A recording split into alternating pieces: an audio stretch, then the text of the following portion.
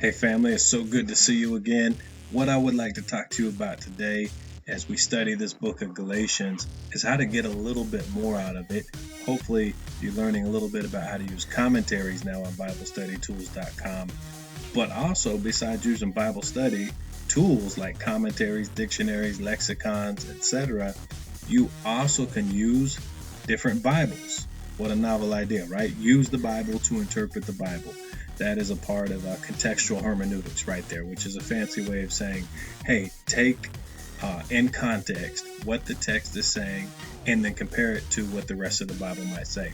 But what I want to do today is I want to take it a little bit further, give you a chance to dig deeper into some things that you've already read, and give you a chance to take a peek at a few of the translations that I like to use to study the Bible and how they help me get the most out of it. So I'm going to minimize my screen here a little bit, and I'm going to take you to a couple of websites.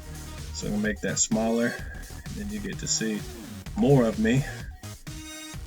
Even though you see less of me these days, you see what I did there. So here we are. We are at BibleStudyTools.com. You're all familiar with this website, and normally I have you go over here and have you go to commentaries, or I have you go to dictionaries and look up a word. But today we're going to go on the Bible side, and I want you to go right to Bible versions. And when you go to Bible versions, you're going to see it says Bible versions and translations. And the reason it says versions and translations is because some things are translated from an original language, some things are paraphrased. And a paraphrase basically says, this is loosely what it means, what I'm trying to say to you. And so if your mom says, I need this whole house cleaned before I get home from work, your paraphrase might say, she really just meant the living room and the kitchen. She wasn't worried about my bedroom. And so that's a paraphrase.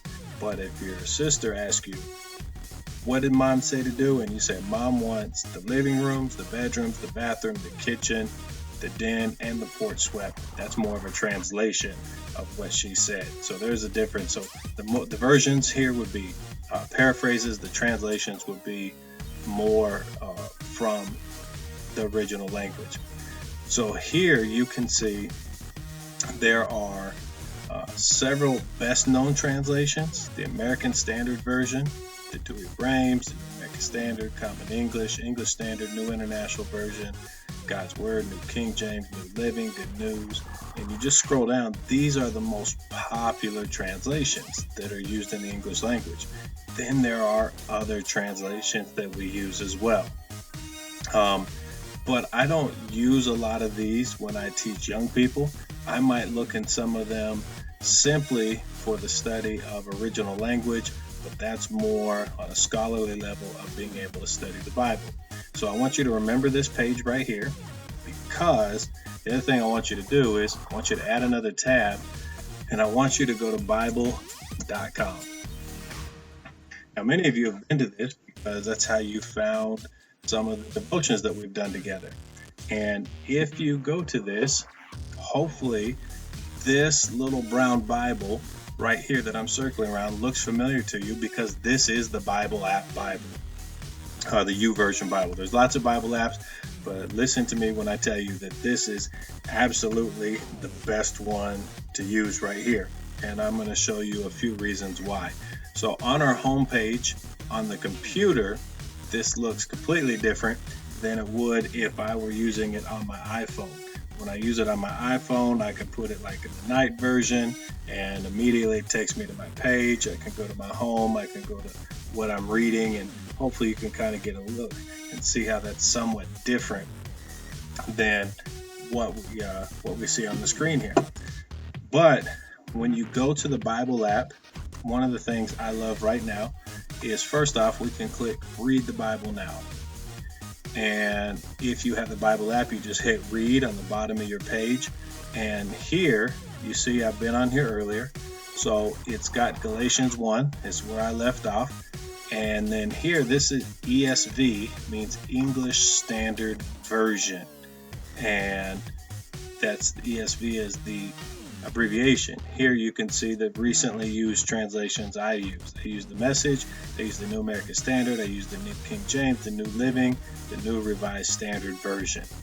But if we get to the right of this and just stay a little bit right, you can scroll down. I'm going to show you what the most important translations are to me that I use, especially when I teach young people.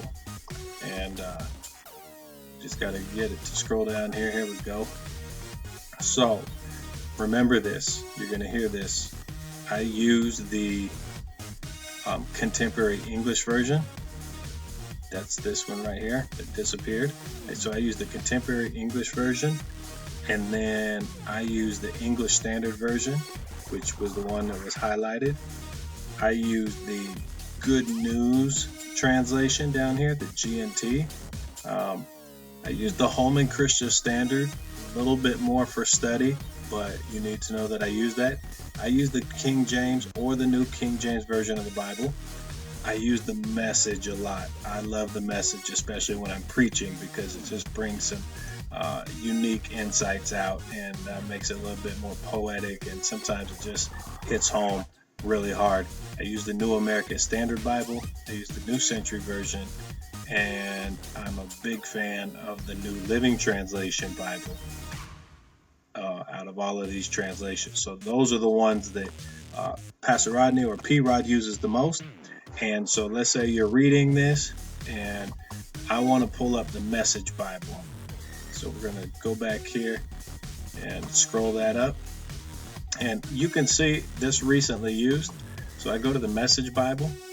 The other thing I like about this app is, besides being able to access the translations, because lots of apps allow you to access the translations, but then this one will allow you to read it to you too. When you go down the drop down menu, you can see if it has a microphone next to it, that means that it'll read it to you. If there's no microphone, it does not read it to you. But sometimes hearing something is different than reading something, and you know that from the way you learn in the classroom. So me, I like to read, and I really like to hear different translations, specifically the Message Bible. Here's why I like to read the Message Bible or hear the Message Bible. Because notice here, it said verses 1 through 5, meaning it's not breaking it down verse by verse. And if I scroll down, you'll see it goes 6 to 9, and then 10 to 12, 13 to 16, 16 to 20, 21 to 24. It allows me to read this letter like a letter. Instead of looking at it one verse at a time, I can put the entire thoughts together in each of the paragraphs. And I find that when I read the Message Bible, I kind of, one, I tend to read more because it's easier to read, and two, I put the thoughts together of the whole book versus reading it verse by verse. I'm thankful that the Bible's broken down into verses so we can memorize it and find things.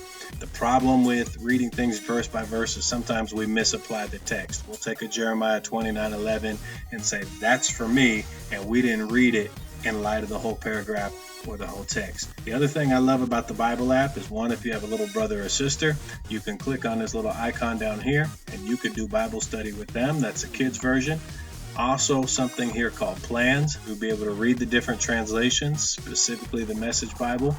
And then you might want to know, well, why would I want to read one of these translations versus the other? That's where you come to BibleStudyTools.com. You click the Bible versions. It's going to bring you here. It's going to take you to the best known translation. So some of your assignment are going to be based on these different Bible translations, specifically the Message Bible. I'm going to have you answer some questions. And my goal is for you to take some of the questions you've been asking about Galatians and now be able to get some of them answered by reading these different translations and pairing it with commentaries. By the end of this, you're going to be amazing Bible scholars. Hey, thanks for spending some time with me today. Love you guys so much. Let's get back into Galatians.